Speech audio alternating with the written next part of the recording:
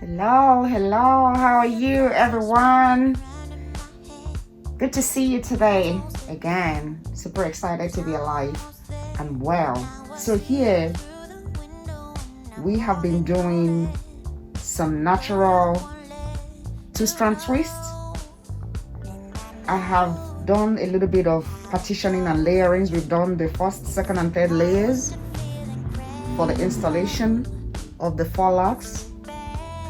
I want to go ahead and show you how to create the parts before showing you how we're going to achieve the natural Faux Loc style we have today.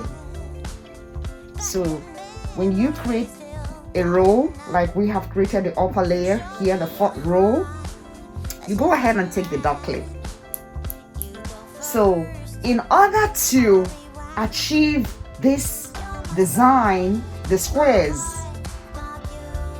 when you create a row like we have created here, you take the dot clip and position your hand in such a way that the next design, the next square you create falls to cover the hole or the space down below, and design a square that falls into the space to cover it. That way the client's hair looks fuller and more beautiful. So I'm not creating this in another place. I position my hand in such a way that the next square falls into place to cover the previous space that was existing in the third row. So that's it. So this one falls in here. You bring the edge control to help you smoothing out the client's hair so that the lines don't get closed by the hair on the left or on the right. So if you look here now, you discover that this square is going to fall right here when I do the two-strand twist. You go ahead again. In order not to allow this be in the way to confuse you, what do? You take it away with the help of the dot clip. The dot clip is a very important tool when it comes to hair design and hair braiding. You take the dot clip, so you see we have parted the lines. They are looking okay now. In order for this hair not to be in my way, I gently lift it up, take the second dot clip and hold it up. I come again, create another square.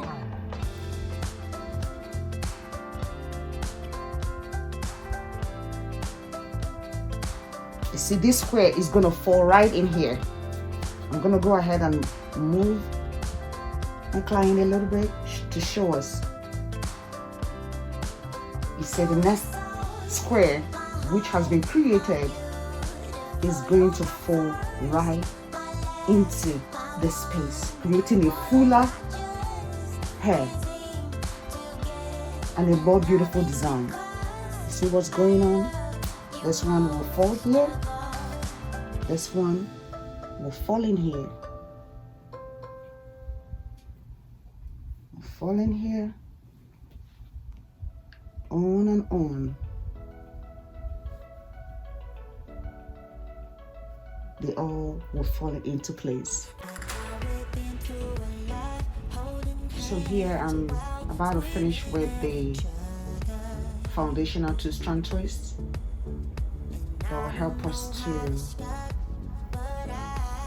lay the Faux Locs on them. So now we are done with the two-strand twist. I'm going to go ahead and show you the yarn that will be done in a minute to show also the starting of the locks. Please stay tuned. Thank you. In order to achieve the natural yarn, you'll be needing some very important things. One, have the cold water you're going to be using to dip your hand into it when you burn the ends, because it may be too hot for you. You'll be needing the lighter, you'll be needing the scissors, and also the hair has been prepared for the natural faux locks. So we'll go ahead and do some to show you how it is done. You grab the hair. I'm using 6 strands of the yarn to produce 1 faux locks.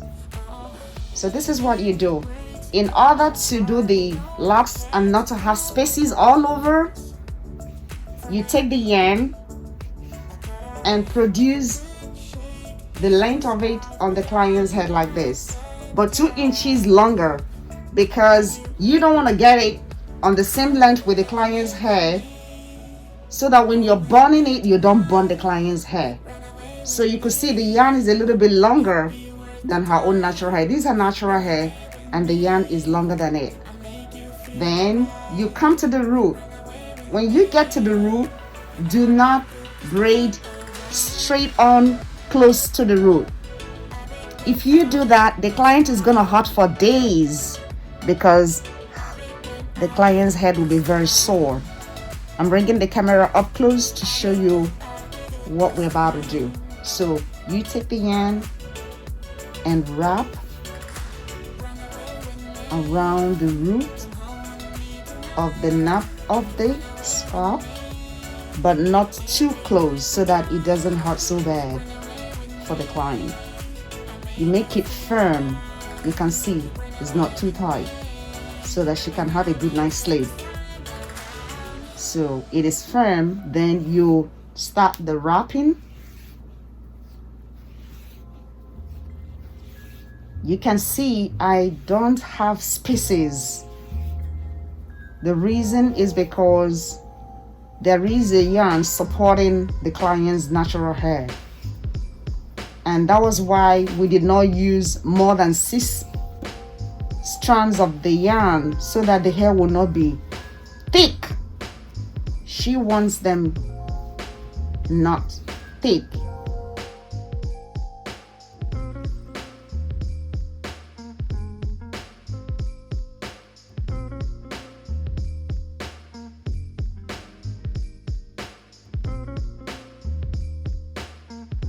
You take 1 strand of the yarn and lock the hair down 2 times. I go again the second time. Is locked. You take the lighter and burn. Please be careful not to burn yourself or the client's head. So you go again. You take the scissors and cut off the remaining one. Then go back again and take the yarn and clean up, lock everything down. You see, it is very soft, malleable, and wrapped closely. There are no spaces anywhere, and they are all very light. You see, very light, natural faux locks. You take the yarn, you come to the hair, add a little bit of the hair you're going to wrap with, that is the yarn. Make it a little bit longer, 2 inches longer than the client's hair. Then you start the wrapping. You hold the hair firmly, not too tight, so that it doesn't produce pain. Then you start the faux locks. Looks like you're changing and all. If you run out of hair, you take 2 pieces of yarn, because you're now almost at the bottom. You take just 2 pieces or 2 strands of the yarn and finish off.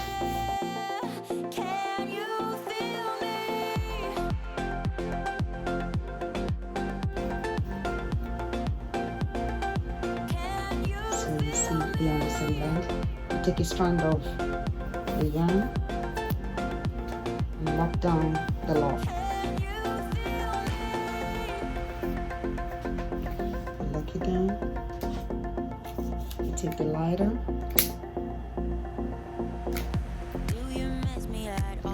Just be careful not to burn your skin or the client's body. You take the scissors and cut off the remaining yarn that is not needed. You can still see the mouth is open. You take the lighter and close it up.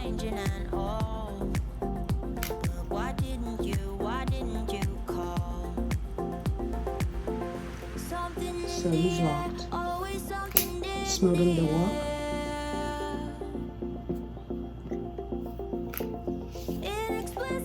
So I'm gonna go ahead and do more and show you what we'll be able to achieve. Thank you.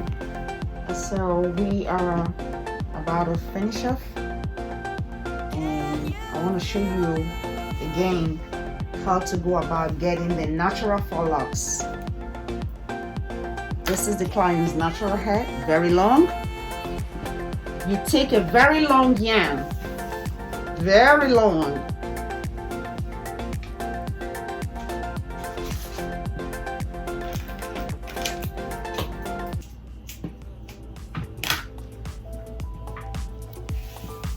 So it is long because the client's hair is very long, and we are supposed to give some inches away from the client's hair so that whenever she's taking it down, she will not cut off her hair, because we are braiding a little bit longer than her normal natural hair length.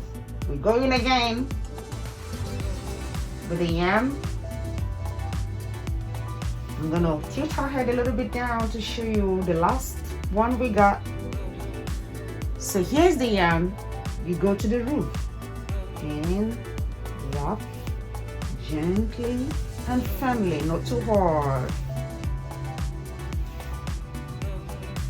You hold tight as you wrap around the natural hair. You hold the yarn firmly. You wrap closely so that you don't have holes everywhere on the body of the work you are producing.